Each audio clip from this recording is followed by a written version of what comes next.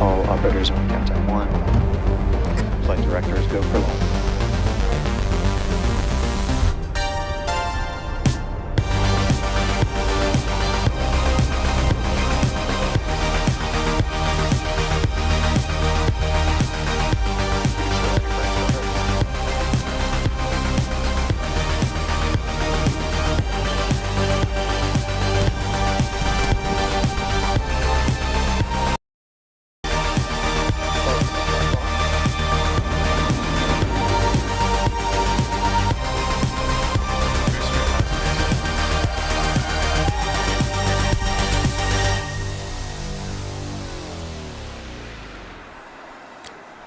Hello, everyone, and welcome to Starbase, Texas, for the 11th flight test of the world's largest and most powerful reusable rocket, Starship.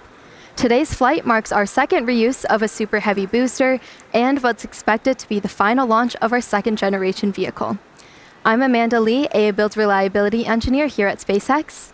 And I'm Jake Berkowitz, a lead propulsion engineer on our SpaceX Raptor team. Today, we're coming to you live from Star Factory, just under 2 miles away from the rocket on the pad.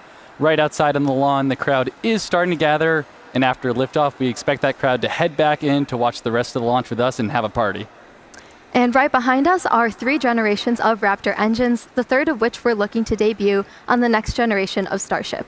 And we'll talk a little bit more about that upgraded rocket later in the program. Yeah, and if you watched Flight 10, you'll know it was a really, really good day for Starship. All objectives were met, and we got tons of great data to learn from. And today, we're looking to build on the success of that flight. Yeah, that's right. Like in Flight 10, we're again planning to deploy Starlink simulator satellites as well as test the limits of ship's heat shield during re-entry. A controlled descent, flip maneuver, and soft splash in the Indian Ocean are also planned for ship. And hopefully, our recovery team will be able to deliver some more of those amazing views that we got back on Flight 10. Yeah, those views are just awesome. Another crazy thing, and for those of you keeping track, today actually marks the 1-year anniversary of our historic first ever booster catch. That was Booster 12. And even though we're not attempting a catch today, every time we launch a Starship, it's a big day. All right, so everyone buckle up because maximum excitement is guaranteed. All right. And Dan Hewitt joins us from over near Mission Control. Dan, how are things looking for launch today? Hey, Jake. Hey, Amanda. Hey, everybody. We are looking great. I'm Dan Hewitt with SpaceX Communications. That's right. Right behind me is our Launch Control Center here at Starbase. Flight control team is on there. They're getting Starship and Super Heavy ready for liftoff. So as you can tell, when we look at the vehicle, prop load is underway. Things are looking good. We did shift our T0 a little bit. We're tracking to 6:23 p.m. Central Time, just a couple minutes into our window. All right, so as we noted, back in August, Flight 10, it did all the things. Did all the things we wanted it to do. Started off with Super Heavy, those 33 Raptor engines igniting, lifting off right at the top of its window at 6:30 p.m. Central Time. It was able to do a successful ascent, followed that up with hot staging, Starship's upper stage igniting those 6 Raptor engines, separating Super Heavy, making its way back down. We saw the hot stage pop off. It then completed its boost back burn, put it on the course towards that splashdown zone. It successfully did that landing burn when we intentionally disabled one of those 3 center engines. During the final phase of that, used a backup engine, entered into its final hover, shut down the engines, and then splashed down into the water.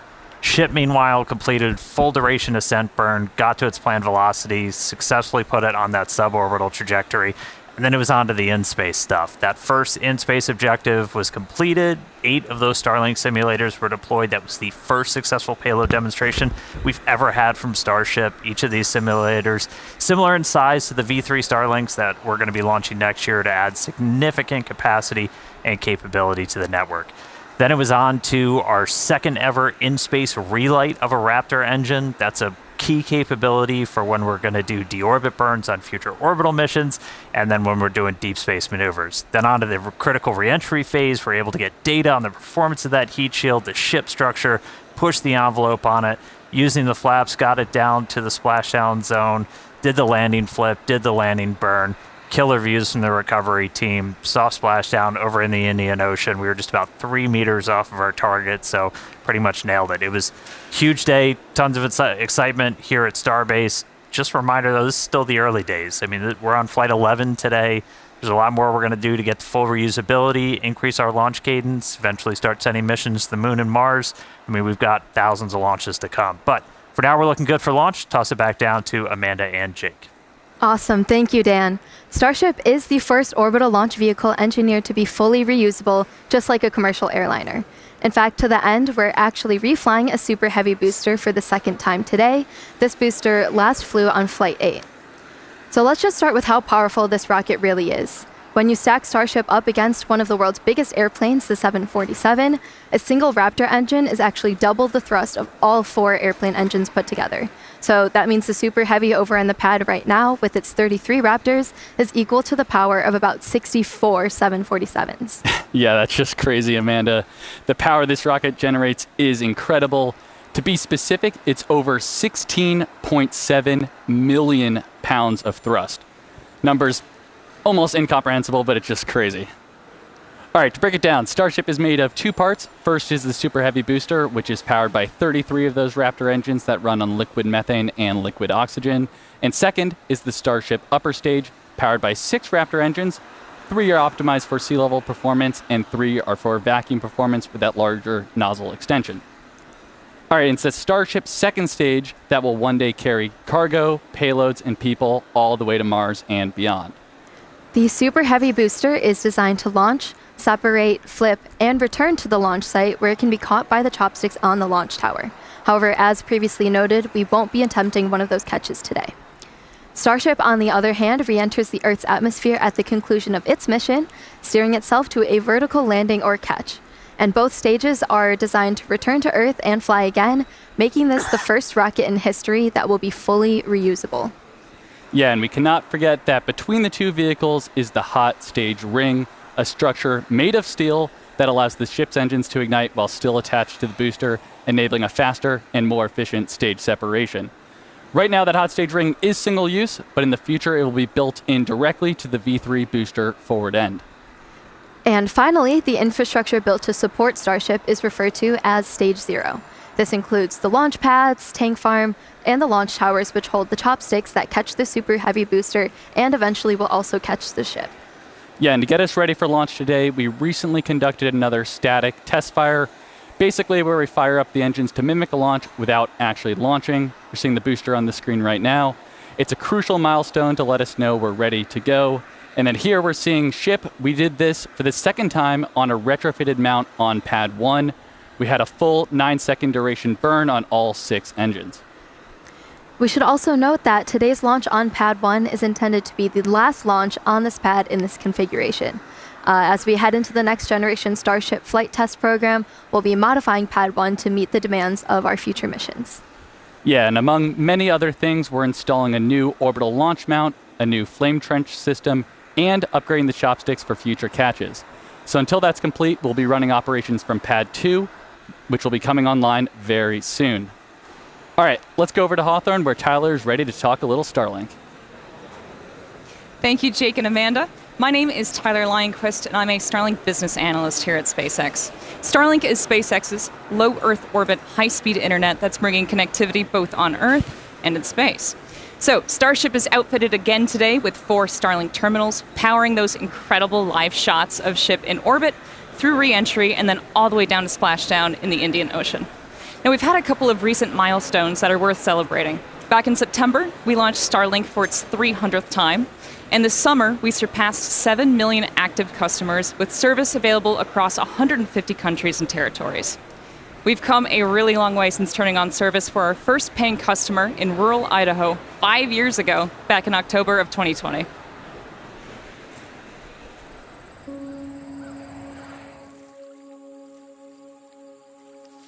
Maples are looking beautiful. I'm Wendy Layer. I live in Sandpoint, Idaho, and we are the first Starlink customers.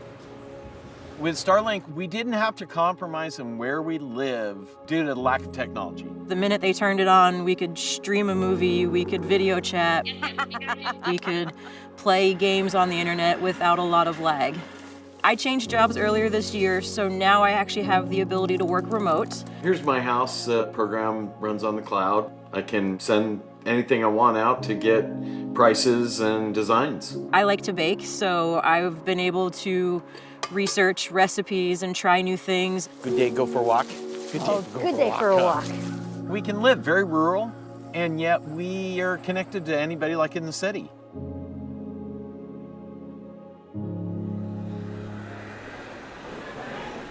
And I'm happy to report that Wendy and Sean are still Starlink customers today. So in just over 5 years, we've added dedicated services for aviation, maritime, RVs, and rail, and have expanded our emergency response capabilities.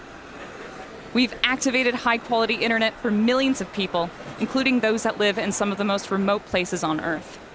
Starlink is enabling rural school districts, counties, and tribal governments to offer online access to education, telemedicine, and many other critical services, in some cases for the first time ever.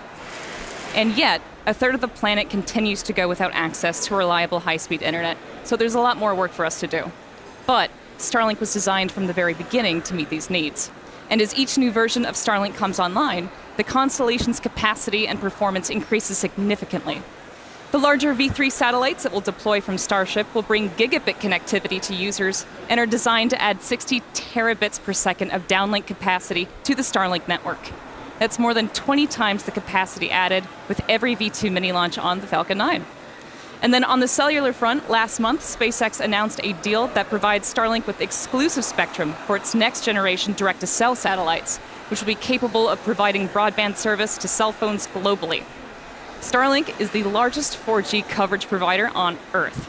Over 7 million people across 5 continents already rely on Starlink to connect their LTE phones to data, voice, video, and messaging, where terrestrial service is unavailable. So we're excited to have the opportunity to help close those coverage gaps and ultimately eliminate mobile dead zones around the world. So yeah, there's a lot happening with Starlink, and there's a lot more to come. So let's head back to Amanda and Jake at Starbase to take us through today's flight profile. Thank you so much, Tyler. So today's float profile, we're looking to get our second re-entry with this iteration of ship. And prior to every launch, we work closely with the FAA and international air traffic organizations to efficiently and safely integrate launch and re-entry operations into the airspace. And we've got a special guest here. What the? We're live. What's up, guys? How's it going? Good to see you, boss. Hi. Hey. How's the webcam? Good. We're live right now. What the? Yeah. Getting ready for Flight Wanna say 11. How are you feeling for it? Good. This is the first time that I'm going to be actually outside standing and watching the rocket. Because normally I'm in mission control and stuff. Okay. Yeah. But now I'll be standing out in the garden there. Okay. So Awesome. it's really going to be much more visceral. Yeah. You're gonna feel Great it. place It's to gonna watch. be. It's gonna be. Have It's you gonna been be out there when awesome. it's filtering? We'll be in here this time, but usually we're out there watching. Yeah. All right, sounds good. All Good right, luck later. and have fun. Have fun. All right, so that was an exciting cameo there. But yeah, starting with liftoff, we'll get into the flight profile here. Super Heavy will ignite 33 engines, 24 of which are flight proven today. We'll power through ascent ahead of hot stage separation, where booster will shut down all but 3 engines. Stage 2 lights its Raptor engines while still attached to Super Heavy. That is what we call hot stage separation. We'll see a directional booster flip and engine relight for boost back. And we'll be intentionally headed to a splashdown in the Gulf with a V3 style landing burn demonstration today. Meanwhile, ship will continue with its ascent burn to a suborbital trajectory, where it will attempt to deploy 8 Starlink simulator satellites. And we're also planning to relight a single Raptor engine. Then it's time for a re-entry, where we're once again testing the limits of Starship's heat shield by intentionally removing tiles. The ship will also perform a pretty dynamic banking maneuver that mimics the path of a return to launch site for Ketch that will fly on a future mission. And if all that goes as planned, we'll conclude the test with a landing flip, burn, and soft water splashdown in the Indian Ocean. So definitely another action-packed flight profile, Dan.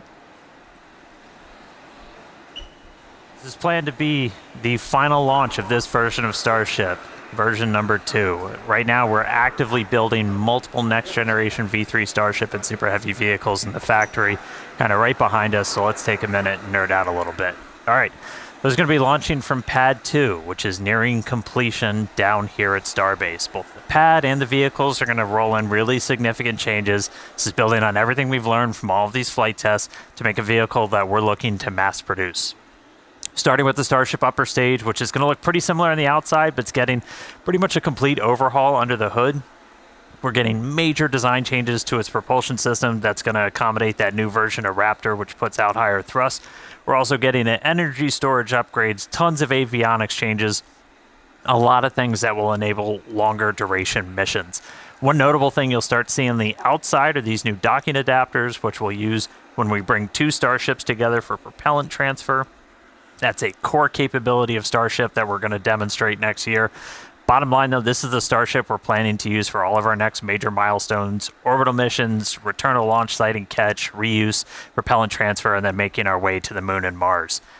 Now, Super Heavy, we've shown some of this off, some of this hardware already coming out of the factory. It has upgrades like this, a redesigned fuel transfer tube. That thing's roughly the same size as the first stage of a Falcon 9 rocket. That channels all that cryogenic fuel down to Super Heavy's 33 engines. We made it bigger, basically a rocket inside of our rocket that gives us a faster, more reliable flip and simultaneous engine startup. New booster also going to have an integrated hot stage, a lot more vent area, and it's designed to be fully reusable. Pressure from those engine plumes gets vented out, mostly offset just by the pressure in the fuel tank. That is the top of the fuel tank. And then we add a non-structural layer of steel on the top that helps take all the heating. It's mapped to where all the high heating goes. Grid fins also getting a big change, going from 4 down to 3. They're 50% larger though, much higher strength. They're also going to get used for vehicle lift and catch. That's all made possible. There's a new catch point addition on those grid fins. We've also kind of reclocked their position on the booster. That aligns them with the catch arms. Yeah, we got it right in the middle there. All right, and then powering it all, Raptor 3. Looks radically different, just straight up radical. Tons of major changes. It's coming in higher thrust, dramatic reduction in parts. Tons of control mechanisms moved inside. Our McGregor teams built some additional stands like this one, which essentially is the bottom of a super heavy booster. Lets us do gimbal or steering tests. So that's been really exciting to see. We've also been getting vacuum versions of Raptor 3 into test.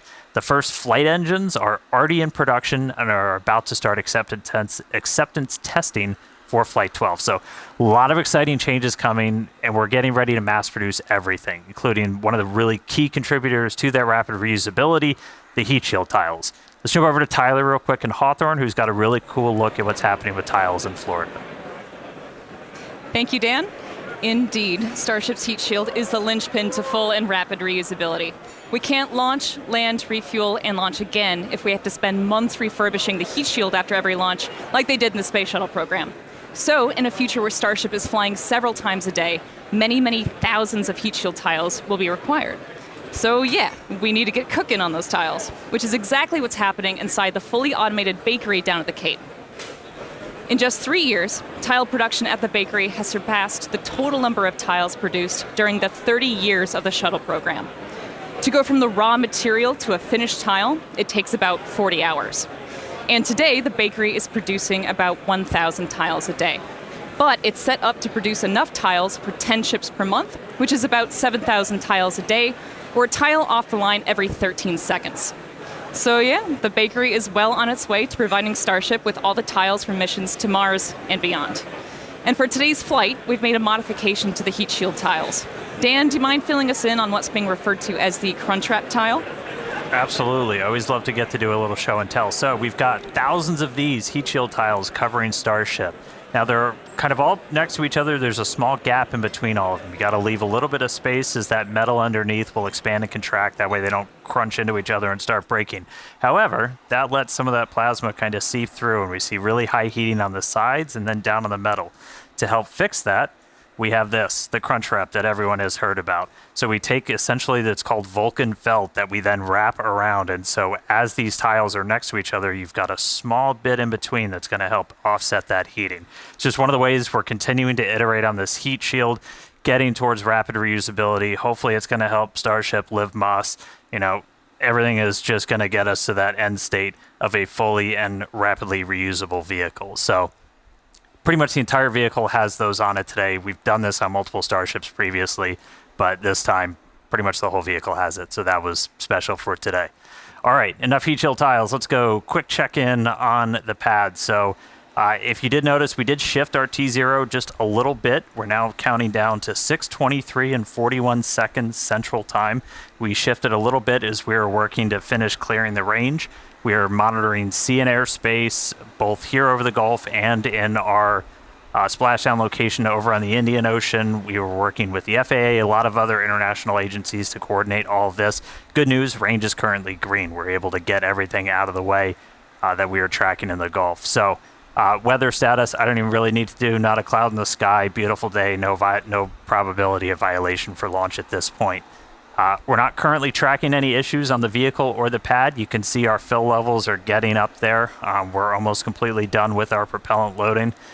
We've gone through all of our checkouts so far this morning, aligning our guidance, navigation, and control system, getting the vehicles ready for prop load, the farm. Everything has gone pretty smoothly so far. We got through our go, no go for prop load. That happens at T-minus 1 hour and 15 minutes. We've been loading fuel and locks on board the ship since about 53 minutes before launch. Boosters started just about 10 minutes after that. We continue loading prop until just around 3 minutes before liftoff, and then at that point we'll be ready to go. So bottom line at the moment, we're looking real good. Again, 6:23 and 41 seconds Central Time is our target T0, so we're going to keep counting down. Sounds like great news so far. Thank you, Dan. And we do say it repeatedly because it's important to understand, but these flight tests are all about the data. Data helps us build and fly faster until we're eventually ready to fly people and cargo at scale to Mars. That is our foundational mission and basically just the major inspiration for our work here every day. Yeah, that's exactly right, Amanda. And our first missions to the Red Planet are just down the road, and we recently shared some exciting news. Starship cargo flights to the Martian surface for research, development, and exploratory missions begin in 2030, and we already have our first customer. Yeah, exactly. Starship is open for business, and one of the first payloads will be provided by the Italian Space Agency. They recently signed a first-of-its-kind agreement to carry Italian experiments on the initial Starship missions that deliver customer payloads to Mars.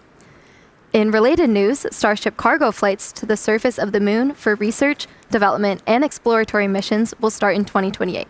So a ton of Starship activity to look forward to, and if you'd like to learn more about our mission to making humanity multiplanetary, go ahead and visit spacex.com/Mars. Okay, now as we get closer to launch, development continues down here at Starbase, Texas, to shape this growing city into a truly unique place to live and work. And part of being a city, particularly one surrounded by nature, is environmental stewardship. The nearby Boca Beach dunes have unfortunately been eroding at an alarming rate for some time, so SpaceX is teaming up with Cameron County and the city of Starbase to stop that erosion and hopefully preserve the beach for years to come. Yeah, and as one of its first permanent residents and someone who's actually called Starbase home for over 3 years now, I can tell you the beach totally adds to the uniqueness and awesomeness of living here. Starbase is truly unlike any other place on Earth. You know, where else can you see the world's biggest rocket every single day? Yeah, Starbase is definitely the place to be, and we're always looking for more people to come help build the future of spaceflight. Yeah, particularly engineers, especially for our propulsion and mechanical system teams. You could be working on tests just like these ones, proving out the designs of our next generation Super Heavy booster. Fun fact, we actually tested the booster to 13,400 tons of thrust, which is more than the power of 3.5 Saturn V rockets, which is just crazy. We're also looking for civil and structural engineers to help literally build the future. Whether it's buildings like the Gigabays currently going up at both Starbase and the Cape, each is a massive vertical integration and assembly facility with over 700,000 square feet of workspace. Both sites are currently in progress, actually going vertical as we speak. Or you could be designing the Starship launch sites of the future. There's really no shortage of future to build here. So visit spacex.com/careers to see all of our openings if you're interested. Okay, now as we head into terminal count, all eyes are on the rocket. Dan, how are we looking? Are we green? Amanda, we are so green. Everything's still looking really good. So we've got a green range, not tracking any blockers there to launch. We're continuing to load prop on board the vehicle. We're just about to close out, so we'll close out, again, just about 3 minutes and 20 seconds before liftoff. We'll close out on ship, and then booster just about 30 seconds later, and then you end up with about 11 million pounds of liquid propellant on board those two stages. After we're fully loaded on the vehicle, the pad itself gets ready for launch. We do what's called pushbacks. We clear all that prop out of the lines in the tower and the feed system back into the tanks to get ready for launch. And then in the next couple of minutes, we're going to do our final GNC, guidance, navigation, and control system alignment. We're going to arm the automatic flight safety system, and then we're going to do final kind of wiggle checks on the steering for the engines, which we might be able to catch a quick peek at as we get closer to those. If we need to hold, which we are not currently tracking a reason to, that would happen at T-minus 40 seconds. It's built into our countdown. We can pause and wait there for any final checkouts, anything that we need to hold for. Once we pass that T-minus 40 seconds, a number of events will occur in rapid succession. The ground spin and ignition systems come up to flight pressure, and ship switches to internal power. After that, the quick disconnect arm lockout is removed in preparation for retraction shortly after T0.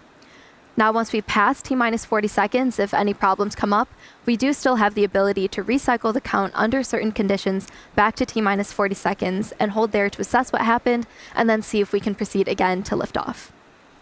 Yep, however, once the water for the deflector system begins flowing at T-minus 10 seconds, any issue after that would be an automatic scrub for the day, as teams would need to refill the deflector's water tanks as well as the propellant storage tanks at the tank farm before making another attempt. All right, we are coming up on 3 minutes away from launch. You can see the frost line all the way up. We've just closed out prop load onto the ship. Booster coming up shortly. Yeah, in about 10 seconds, we'll finish loading prop on the booster, and then again, we'll have about 11 million pounds of that liquid oxygen, liquid methane on board the vehicles. Not currently tracking a reason to hold at T-minus 40. It can pop up at the last moment or after we pass that gate. We can always hang out there for a couple of minutes if we need to. We do have some extra time. We're not constantly topping off the propellant in these vehicles, so we have about a 7-8 minute window where we can wait for any final issues to clear. We're not currently tracking a reason to hold there. Again, our range continues to be green as we look at sea and airspace both out over the Gulf and in our reentry zone out in the Indian Ocean. All right, 2 minutes, 15 seconds to go. A lot of things on tap for Flight 11. Planned to be the last launch of this version of Starship and Super Heavy. Once again, we're really focused on getting ship over to reentry. Once we get to that phase, we're going to dive in. There's a lot of exciting stuff that's going to be happening on our way back through and down to the ground, hopefully out in the Indian Ocean. Minute 45. Should hopefully be seeing... There's a quick wiggle check. Checking out the thrust vector control, the steering on the booster. We use those inner 13 engines. Doing their one final dance before the big show. And we'll do that one more time after we cross that T-minus 40 gate. All right, range continues to be green. Still not tracking any issues on vehicle or pad. 1 minute to go.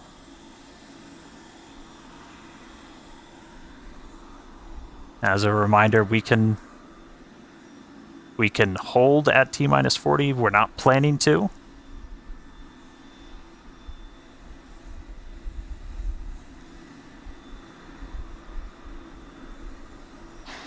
All right. We're through T-minus 40. Let's listen in. Flight Director Ty Huntington back in the seat. Take us through the final Flight seconds directors, go for launch.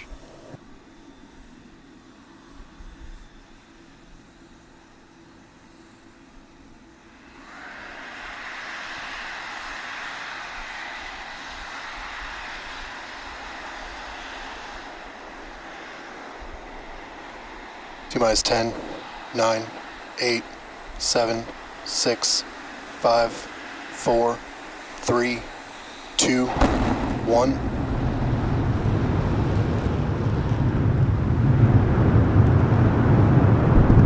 We have liftoff. Go Super Heavy. Go Starship. Thanks for all the historic flights, Pad 1.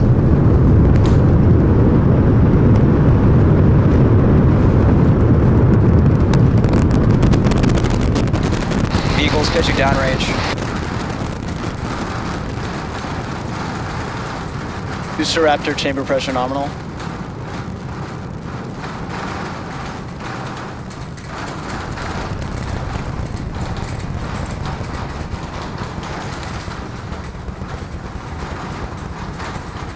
Booster and ship nominal power and telemetry. All right, we are about 45 seconds into flight. We're still getting the rattle here at Star Factory. We are seeing 33 out of 33 Raptor engines lit on Super Heavy as it arcs across the Gulf. Coming up next on Max Q.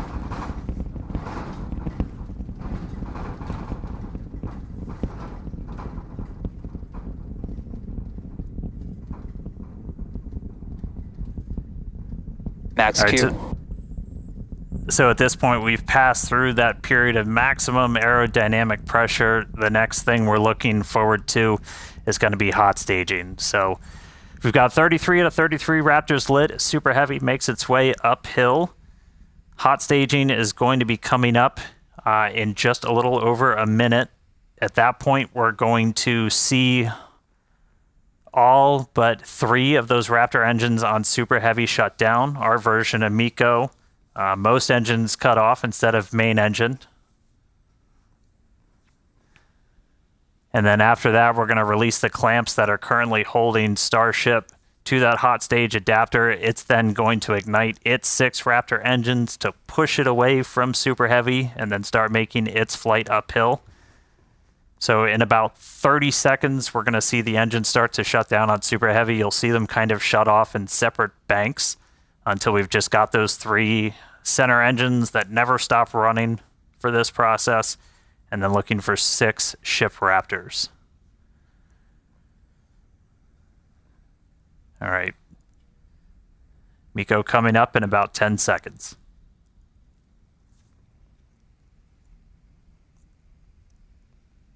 See the engines throttling down. Booster engine cutoff.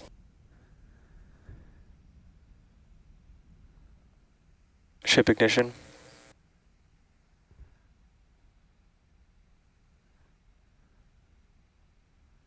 Stage separation. Boost back burn startup.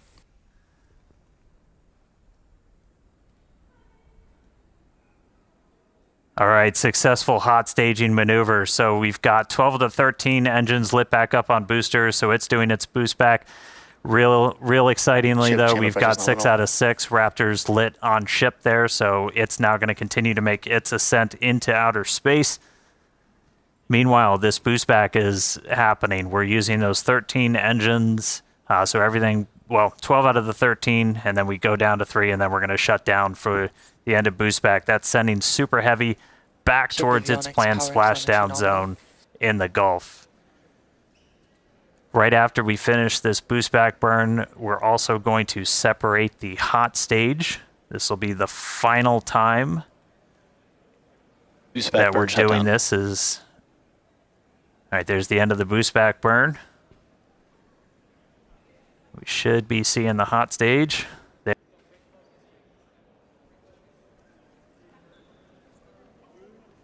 So the hot stage separates. It's going to make its way down, also splash down in the Gulf. In the meantime, though, these 6 ship Raptors are going to continue firing for about 5 more minutes. Next up for the booster, though, is going to be its landing burn. There's a cool tracking shot. We dump some of the prop out on our way back in. All right, so for booster, this is one of the main things we're trying to get is going to be this landing burn. Oh, that's so you can see the hot stage kind of making its way towards the left side. So that's the bottom of the booster. It's about to pass right in front of where you can see some of that prop dump happening.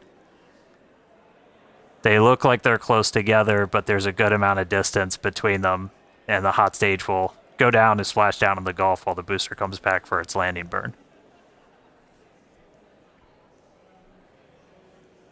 Starship is on nominal trajectory.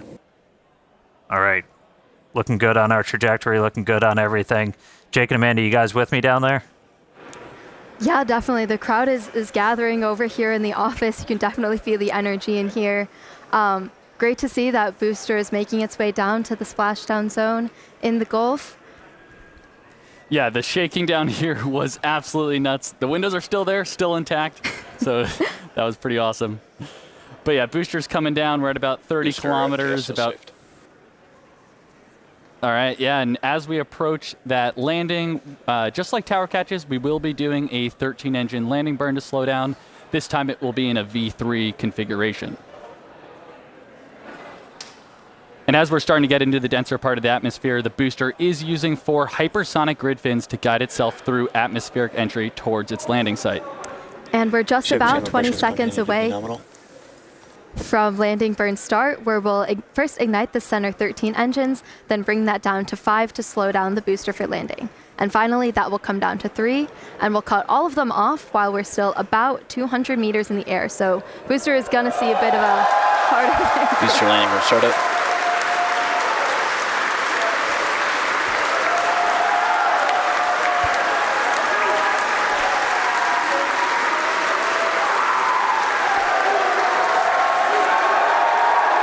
Booster landing burn shutdown. And there we heard it, booster landing burn shutdown. We saw a 13 to 5 to 3 V3 demonstration, and into the water we go. Wow, that was absolutely awesome. If you can even hear us right now, congrats to the whole SpaceX team. So far, so good for today. That was incredible. All right, great stuff, guys. I'm jealous of the crowd. All right, back to ship. Ship's still making its way. We've got a little under 2 minutes left in this ascent burn, so we've got all 6 Raptor engines still firing. So the next major milestone we're going to be looking for is SECO. That's our second stage engine cutoff. That's should be coming right at about 8 minutes and 58 seconds into flight, so we've got about 1:20 still to go. Really cool to see booster go through that landing burn. That was one of our really key demonstrations we wanted to try and do today. That's mimicking what we're going to be hopefully doing. Oh, we just got our sonic boom, sounds like, from the booster coming back. All right, less than a minute to go. So we are going to see the 3 RVACs, the vacuum optimized engines, shut down first, and then we'll shut down those 3 center engines. So we should be a little under a minute until SECO. Just a reminder, this is putting us into a suborbital trajectory, so we're intentionally just going slow enough that we're not going to achieve full orbit. This puts us on a course where those engines shut off, and no matter what, we're coming back. Starship is in terminal guidance. In the Indian Ocean. All right, terminal guidance. So we should start seeing the shutdowns come up in just a couple seconds. Less than 30 seconds to go in this ship ascent burn.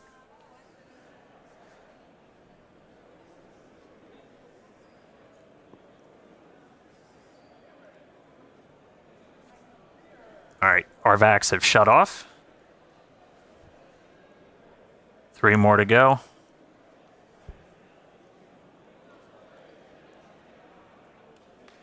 Ship engine cutoff.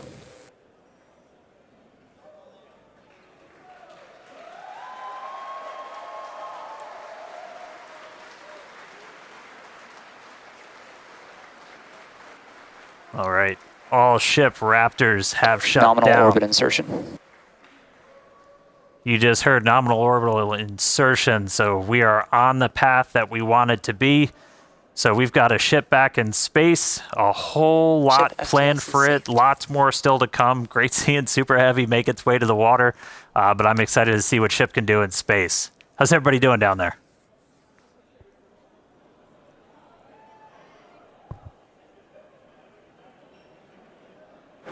Yeah, if you could hear the crowd behind us this whole time, people are definitely happy with how the day's been panning out so far. Definitely exciting to see Starship safely in space, and super pumped to see all the team's hard work in action here today. Yeah, and we guaranteed it at the start of the show, but it has been an awesome day so far. It's crazy. All this has happened in just 10 minutes.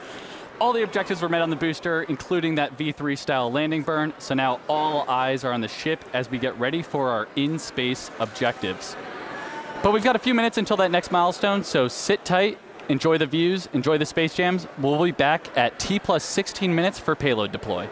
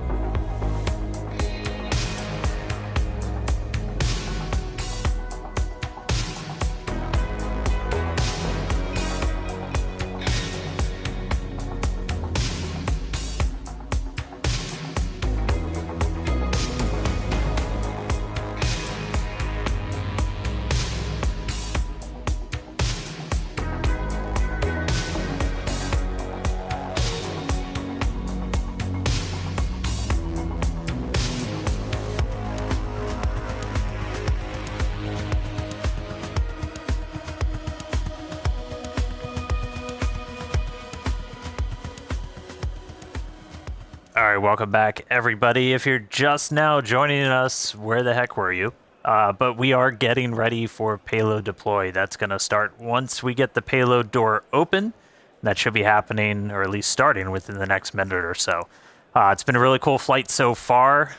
Quick look inside the payload. We've got 8 Starlink simulators getting ready to make their way into outer space. But great flight so far. Booster able to make it all the way to its splashdown and landing burn experiment, so that was really exciting to see. We got ship on orbit, nominal orbital insertion, so right on the money with its trajectory.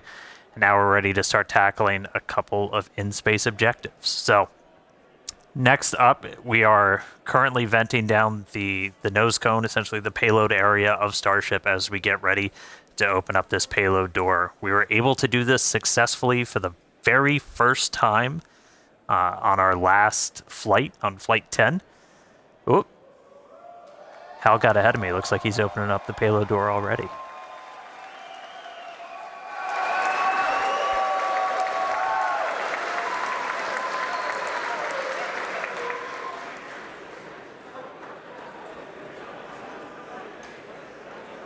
All right, looks like we got the door open.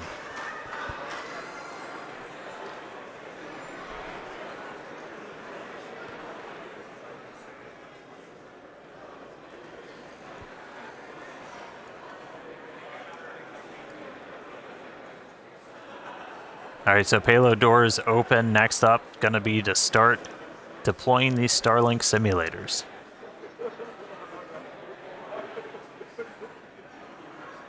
They are roughly the same size as the V3 Starlink satellites that Starship's going to be carrying.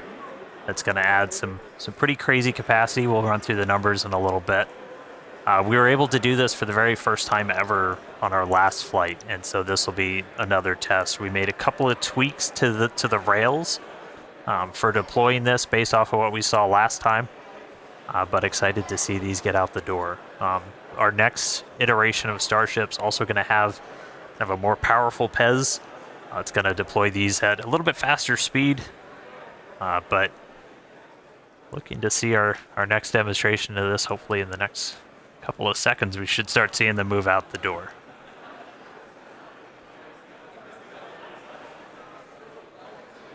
I mean, that view on your left, so you're basically, that would be if you were sitting at the very top of the nose cone looking down. So there's kind of a short stack. There's 4 on either side, so 8 total.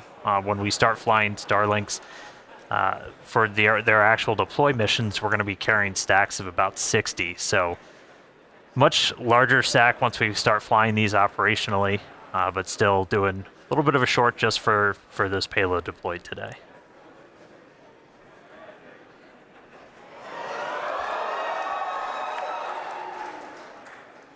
Looks like we got a little bit of movement there, Dan. Coax it out. Get it moving, Jake. There we go. All right, first one going out.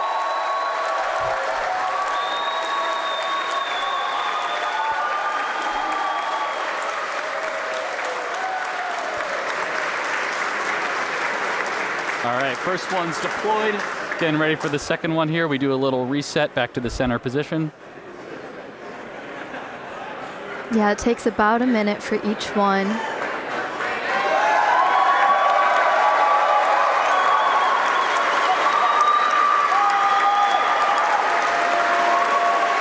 Looks real smooth too. They made a couple of tweaks to those rails. If you watched the last ones, it had a couple of bumps on the way out, but moving out super clean this time.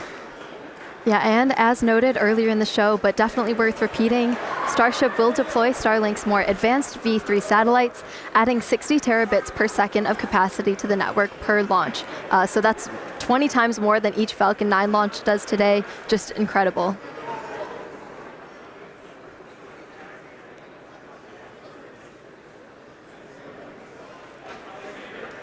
Yeah, and anybody that's been following Starship, you know, Starlink's kind of the MVP for these flight tests, where it's not only giving us the views we're seeing right now, but also just real-time data through every phase of flight. So We've got a couple dozen cameras on Starship. We've also got a bunch of cameras spread across the globe, including out in the Indian Ocean where we've got our fun buoys floating. There goes another one.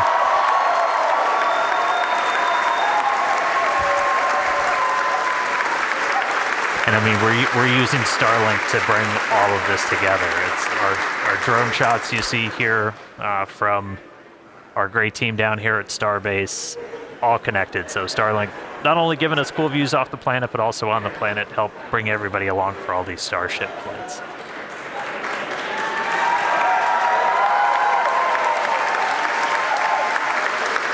I think that's number 4. Somebody check my math.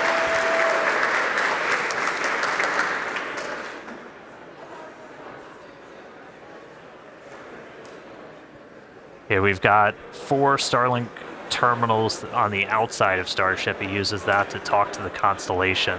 And through that, we actually get about 120 megabits of bandwidth for our downlink. That's our real-time HD video, all of our telemetry. So it's not just kind of giving us these cool views inside, but it's giving all that engineering data in real time, including re-entry when normally a plasma layer builds up and blocks you out. Starlink, powerful enough of a frequency that we're able to kind of punch through that and still get that live view.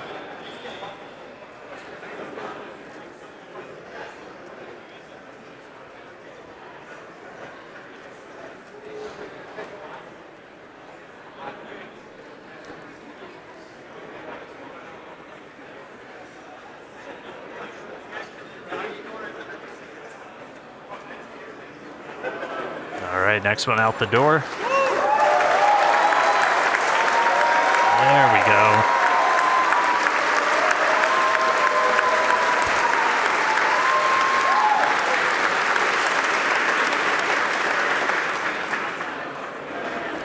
All right, yeah, Starlink is the world's largest satellite constellation operating in low Earth orbit to deliver high-speed, low-latency broadband internet. This provides internet access to people around the world, many of who have never had connectivity before. Oh.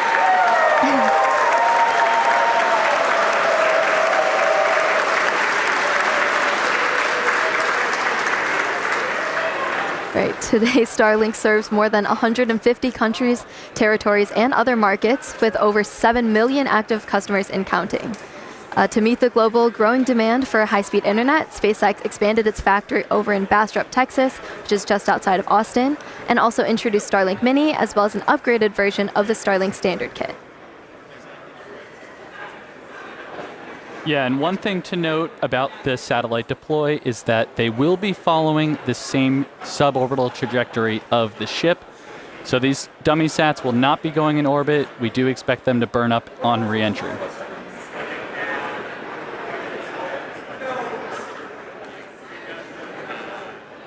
All right, couple more to go. I promise one of these days we'll deploy in daylight.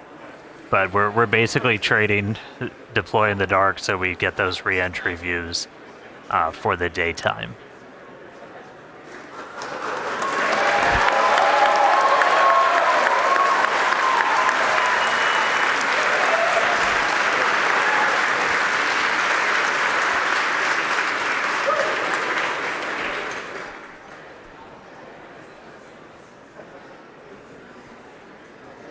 All right, I think we got one more to go.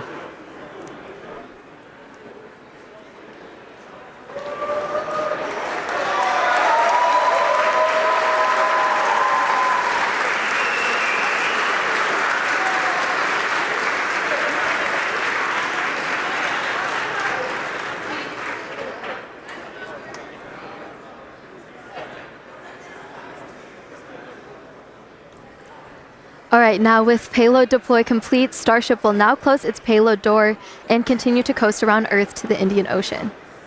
We still have a ton of major events to come today, including Raptor Relight at about T plus 37 minutes.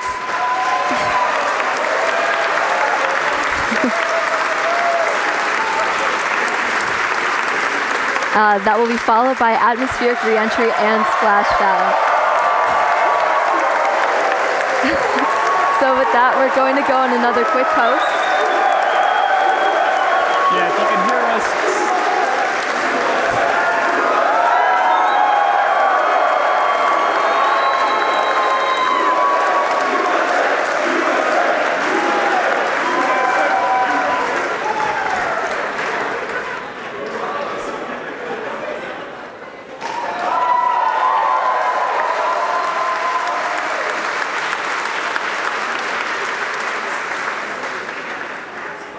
All right, with that payload door closed, we're going to sit tight, enjoy the views, and enjoy the space jams. Again, we'll be back in just a few minutes for Raptor relight, and then head back for reentry.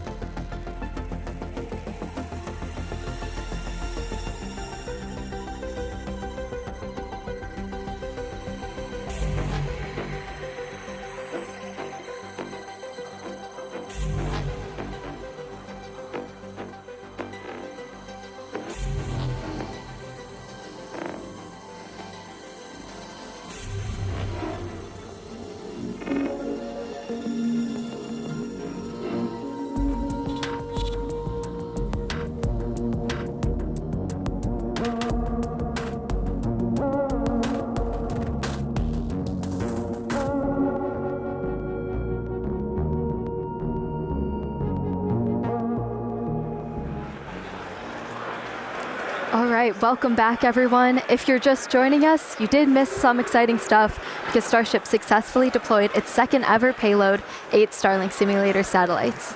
And now we're expecting the relight of a single sea-level Raptor engine in space coming up here just after T plus 37 minutes. So about a minute left to go.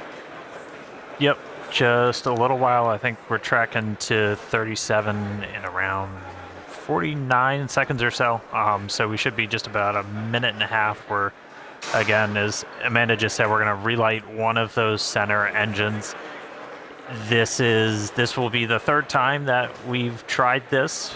We did it successfully back on Flight 10, and then we did it for the very first time back on Flight 6. This is not a deorbit burn. This is demonstrating essentially all of the systems you would need to do a deorbit burn. So that's obviously your Raptor engine, and then also your header tanks, your smaller tanks in the nose cone, where we have liquid oxygen, liquid methane in a smaller, more easily pressurized container, which we can use for on-orbit burns. And we're also going to tap into those when we do our landing burn. So this will be a critical capability. Once we go to full orbital missions, you'll have to do a deorbit burn to break out of orbit, send it back down to Earth. But in this instance, we're already on our way back down towards Earth. So this is just going to demonstrate the capability of turning one of these engines on. We should be coming up in just about 20 seconds or so, looking for one of those Raptor engines to turn back on. They've been off since we completed that successful ascent burn almost 30 minutes ago. Here we go. Oh, Raptor ignition. And shutdown. All right, there was that Raptor relight. Looks like engine 3, full duration. As Dan mentioned, that's a third attempt, and we just did it 3 times in a row. So congrats to the team, the ship team, Raptor team. And then there we heard nominal second orbital insertion. All right, so congrats everyone on the milestone. That was awesome to see. We're 3 for 3. We're gonna take another break, and we'll be back for re-entry at about T plus 45 minutes. We'll see you soon.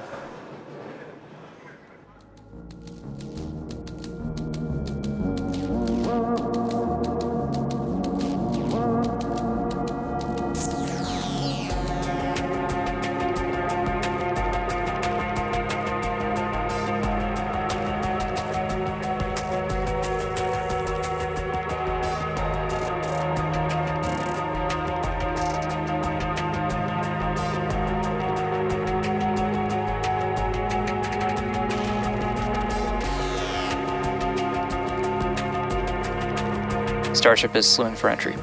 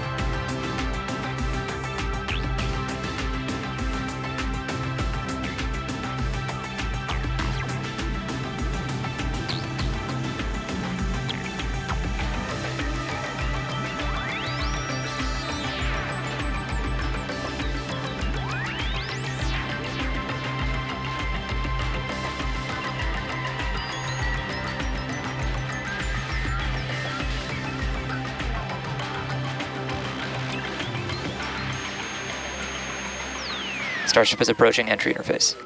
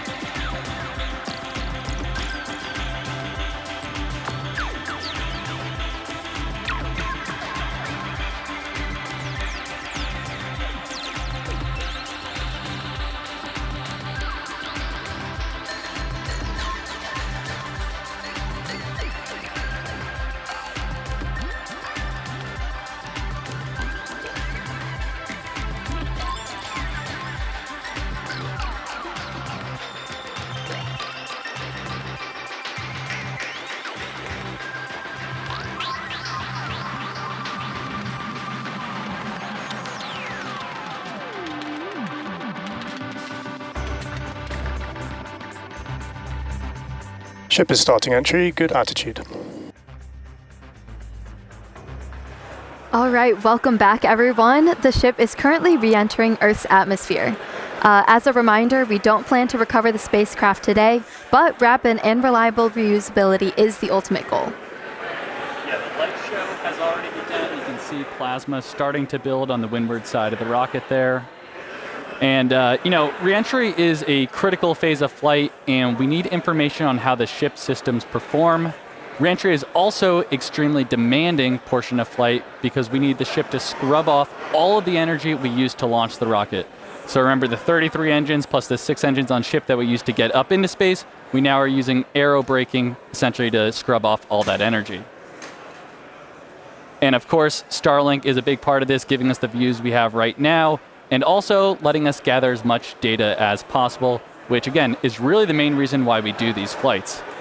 And the view we have right now is actually a really good example. As we mentioned at the beginning of the broadcast, we have some tiles on the leeward side of the flaps here, and we have some different mechanisms, some stud out, basically to see if these tiles will hang on. And we can see already here, it looks like we kept most of them, but I think I see a couple there that are no longer there, so the thermal team is definitely going to be digging into that and taking that data to help us iterate on V3. So yeah, Starlink provides us with one more path to collect data and help us rapidly iterate Starship's design.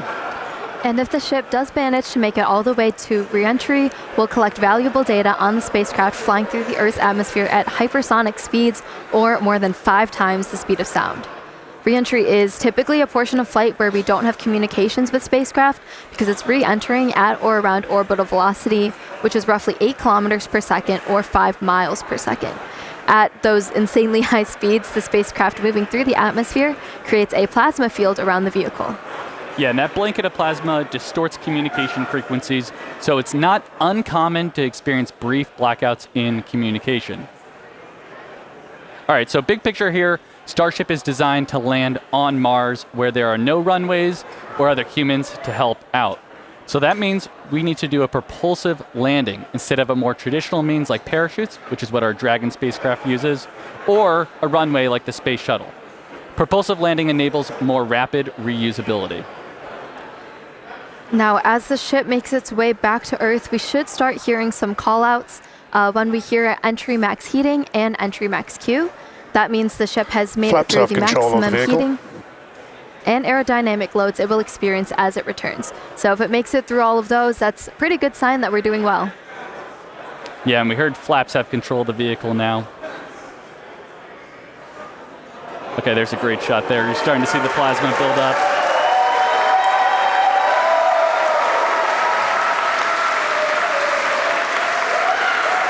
So we will hear a call out when the ship is transonic and then subsonic. Transonic refers to the period of flight where the velocities of airflow surrounding and flowing past the vehicle are concurrently below, at, and above the speed of sound, somewhere in the range of Mach 0.8 to 1.2. All right, a lot of numbers coming up here, but for reference, commercial jets have a range of cruising speeds, but most fly around Mach 0.74 to Mach 0.85, which is 480 to 575 miles per hour, or 770 to 930 kilometers per hour. Right now, we're going a little over 26,000 kilometers per hour. So compare that to the airplane at 930. It's like pretty crazy how fast we're going here. All right, and after we hear the call out that Starship is transonic, we should hear the call out that Starship is subsonic. Subsonic, of course, refers to the speed that is much less than the speed of sound. So at that point, the ship's velocity will be starting to slow down, and we'll be looking a little bit more like some of our suborbital flights from, at this point, almost 5 years ago. Yeah, so re-entry so far is looking pretty good. You can see that plasma field. Also, again, with those missing tile experiments, especially, we're putting the ship through a lot today, but things are looking pretty good so far. Yeah, we're looking good. I do want to remind people that we are pushing ship to the limits. We've done a lot of these missing tile tests. We did it back on Flight 10. Every time we do it, we throw something new and the ship makes it through. This time, we're really pushing it. We've removed these tiles in some of the spots that see the highest level of heating. And we remove tiles that have zero backup protection underneath. So there's essentially just bare steel. It's one of the heat of re-entry. And so do not be surprised if this is not a very smooth flight on the way down. But again, this is intentional. We are trying to find what are the limits for ship. How resilient are we to these different issues that could pop up? If we lose a tile anywhere in the vehicle, we want to know what that ultimate impact is going to be. So we've got a couple missing. We had a bunch pulled over the primary fuel, the LOX tanks, everything. This one, we've got a tile missing right on top. So that's going to see some of the highest temperatures during this re-entry, and there's just bare steel right underneath it. So we're going to see if Starship's robust enough to pull through that. Also have some tiles missing around the aft flaps, specifically on the leading edge. So again, we're getting a really good look right at the leading edge. That's getting really intense heating. So again, gonna see if it can make it through. See if all the flaps hold on, see if Starship holds together. But definitely could be a bumpy ride, but this is why we're flying. This is why we're flying in this part of the world. This is why we're putting Starship through these flight tests to really understand what its limits are. So we can then move on to the next thing, which is going to be bringing ships back to the launch site for a catch. But for now, still on this suborbital, the light show continuing. Keep following in. I think we got about 15 minutes until splashdown. Yeah, Dan, it looks, you can see our speed our speed indicator in the bottom left there. It looks like we're starting to scrub off velocity a little bit quicker. Ship is entering the peak heating phase of flight.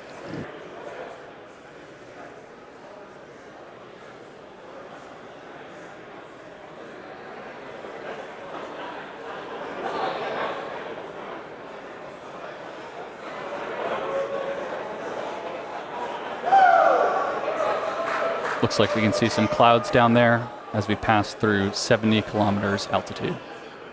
Yeah, the sun's starting to come up again. Ooh, there we go. There we go.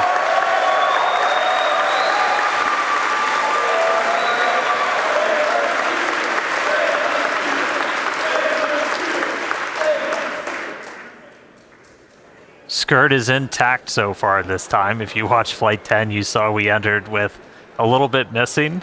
That was ultimately traced to a little bit of buildup. We dumped prop on the way. We had a little bit of solid propellant buildup, and then either static discharge or the plasma ignited it, took out a tiny bit of that skirt, some of the aft flaps, but Starship, again, was able to fight through it, make it all the way to that landing burn. We addressed that, changed some of our prop dump con-ups, though, so should not be seeing that this time around.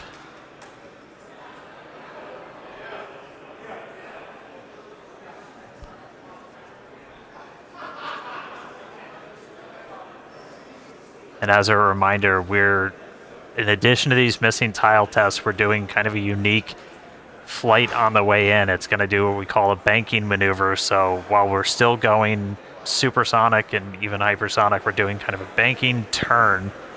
And then we'll do a pretty aggressive turn right as we get into the subsonic and start doing our belly flop. And that's designed to essentially be the approach that we would do on a return to launch site and a tower catch. So don't be surprised if we see the ship start to turn and make a few maneuvers as it makes its way down to the Indian. And fun fact, even though we're doing all this turning, we're essentially targeting the exact same spot in the Indian Ocean we went to last time.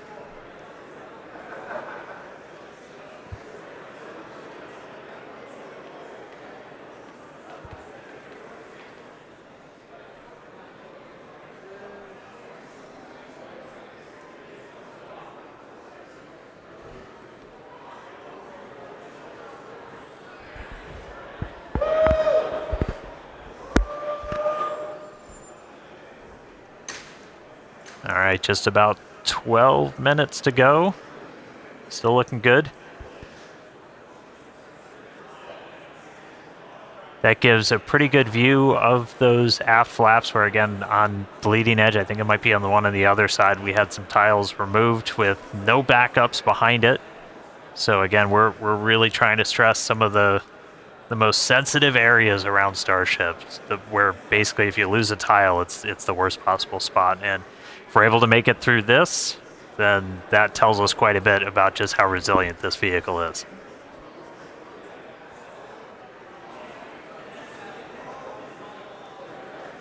Yeah, and that shot we just had earlier was looking at what we call the business end of Starship with all the Raptor engines. And those are the engines that we're going to be expecting to light for that flip and landing burn, hopefully in about 10 minutes once we get through reentry. Yeah, there we go.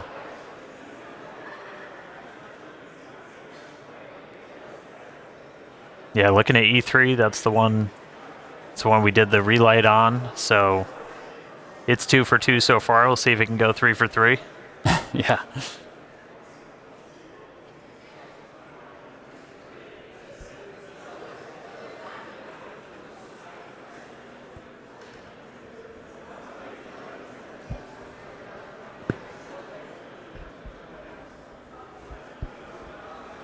All right, we can see that speed just continue to bleed off under 20,000 kilometers an hour.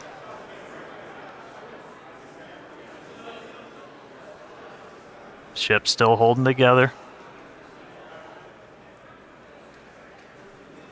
Yeah, and if you look in the bottom right, looks like we've made it all the way to the Indian Ocean. We're coming up kind of near Australia, the west side of Australia there, so pretty crazy. We're only 56 minutes in, and we've made it all the way, halfway around the world.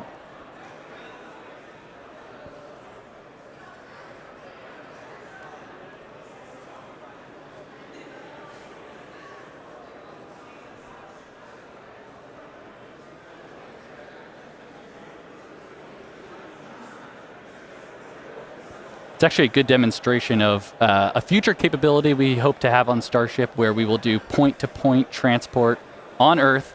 So essentially travel anywhere in the world in about an hour or so, which is going to be pretty crazy. Imagine going from New York to Sydney in 1 hour instead of the 20 hours it takes currently.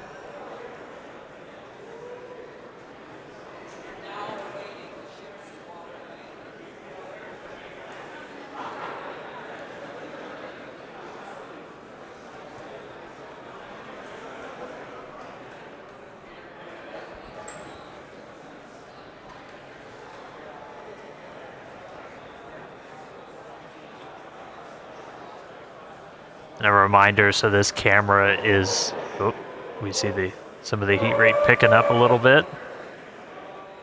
And this camera is embedded right in the end of one of those forward flaps, so you see it moving around. That's the flap adjusting to maintain control. Looks like we're getting into our bank maneuver.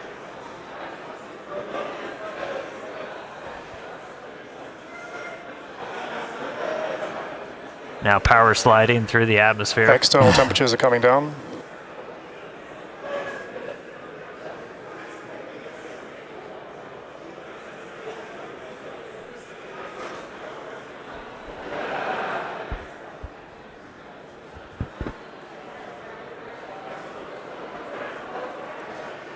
Vehicle is now at maximum dynamic pressure.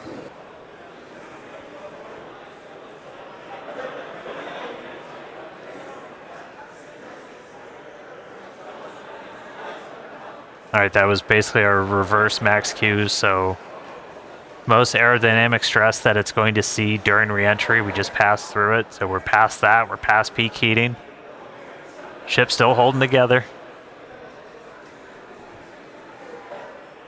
So we're currently in this bank maneuver. We're gonna see it kind of roll over and do a pretty significant shift as we get down closer to the subsonic speeds.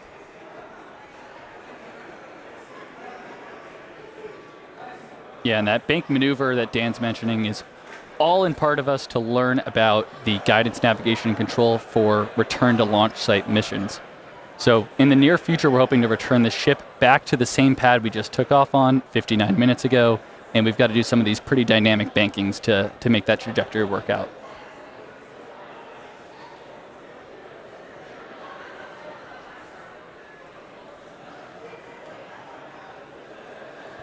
All right, the light show kind of calming down as we're starting to move into the lower parts of the atmosphere. We should hit transonic, so hitting that transition between moving faster than the speed of sound and below the speed of sound in just about 3.5 minutes. Our landing burn should happen right around an hour and 6 minutes after launch, so we should be just about 6 minutes away from that. You can see lots of daylight. Everybody cross your fingers, see if our range team was able to get out there and provide any surprise views as Starship makes its way down. Oh, it's like they heard me.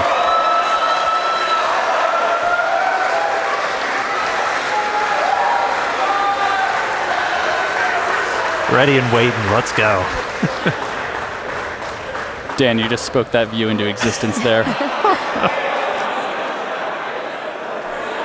And again, all brought to us by Starlink. Maneuver has started. All right, there we go. So we're now starting into our really heavy bank maneuver. Again, this does almost like a half circle loop to our actual trajectory. We're heading to the same exact splashdown point, but we're kind of doing a more roundabout way to get there, where it's this kind of big, long half moon loop and then a really aggressive and a twist right at the very end. And that would line us up with the launch tower. Starship, on a return to launch site, would fly over the tower, do a quick landing burn flip, and then come down for catching the arms.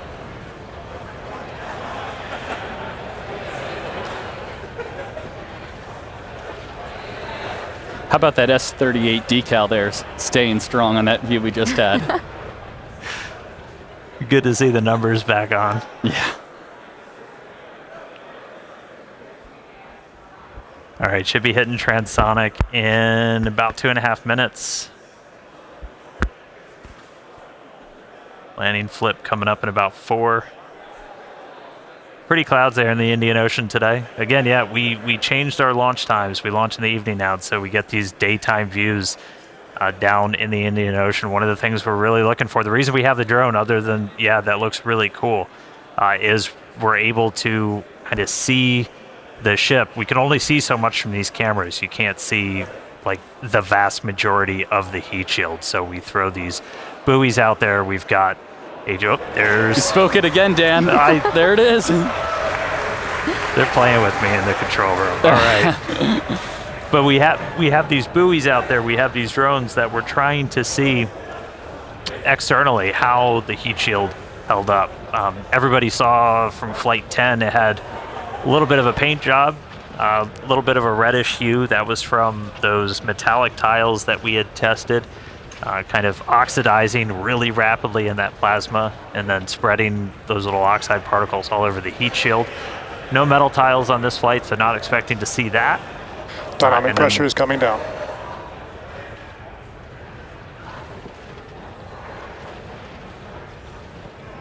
Hope nobody gets seasick. All right, coming up on transonic shortly. It's about 2.5 minutes of landing burn. Yeah, and once we get to around the 15-kilometer altitude mark, that's where we have a lot of flight history. Starship is transonic, starting the belly flop phase of flight. Yep, that belly flop phase that we perfected in the suborbital campaigns, we're entering that now.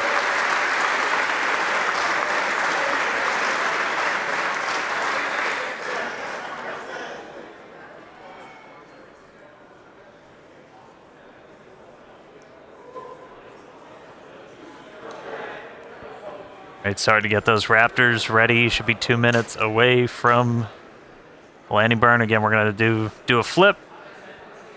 After we ignite those engines, we'll go from 3 down to 2 for the final phase of the landing burn and look for another soft splashdown, hopefully by our buoy and drone, which are hanging out, ready and waiting for a ship.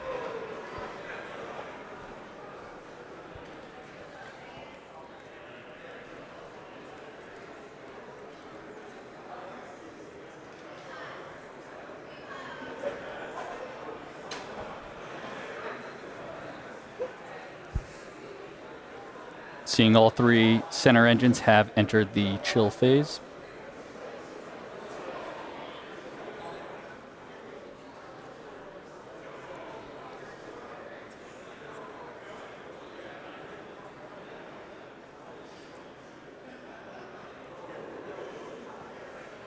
All right, less than a minute to go. The ship is making its turn for final approach.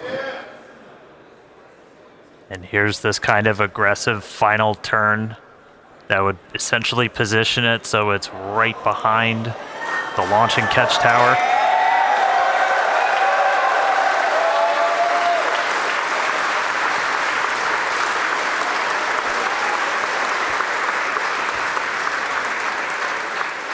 Flaps holding strong.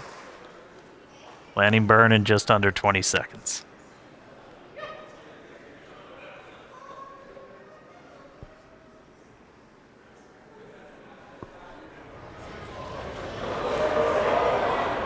Ship landing startup.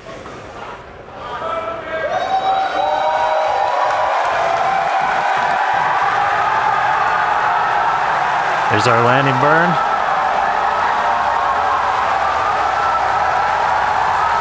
Three down to 2. Starship has landed.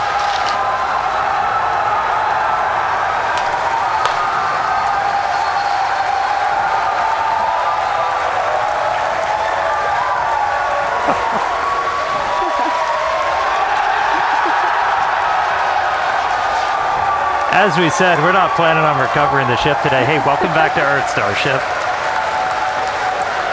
We are down in the Indian Ocean. Let him hear at Starbase. What a day. What a flight.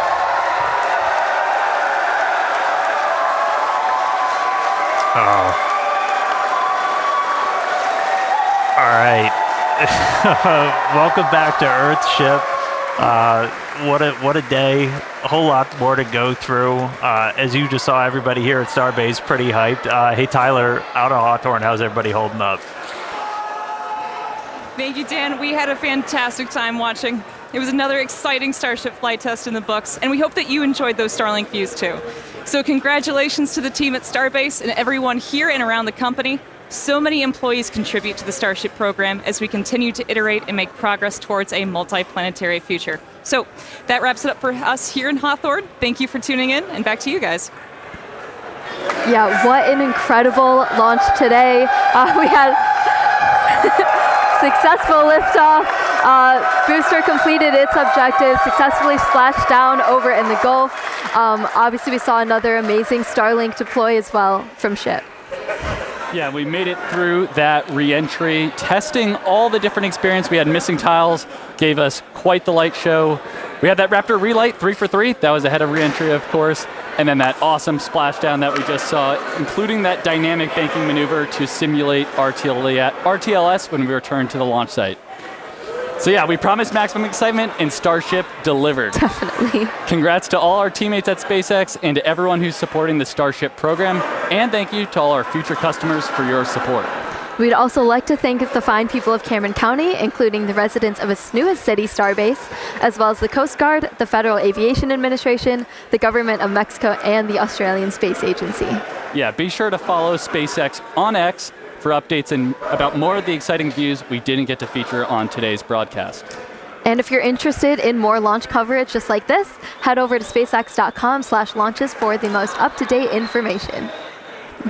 All right, I will take us out. Hey, congrats, Jake and Amanda. You guys did amazing. Great job. All right, today we launched the world's biggest rocket, knocked out all of our objectives. Shout outs to every single person who made this look easy. Thank you to everybody tuning in. We're going to see you back here for the very first flight of our next generation Starship. So we'll see you then. Good night.